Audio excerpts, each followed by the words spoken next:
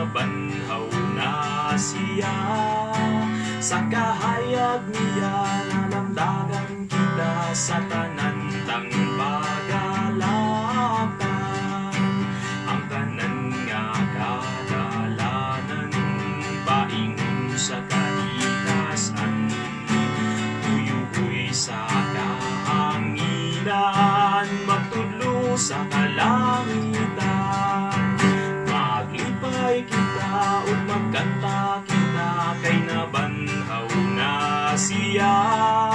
Sa kahayag niya nalamdagan kita sa tanan ang pagalatan.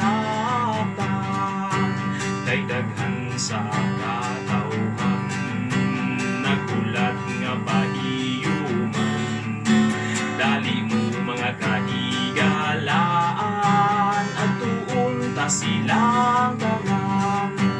Maglipay kita ug magkanta kita, kay nabanhaw na siya. Sa kahayag niya nalamdagan kita sa tanantang pagalatan. Maglipay kita ug magkanta kita, kay nabanhaw na siya. Sa kahayag niya nalamdagan kita sa tanan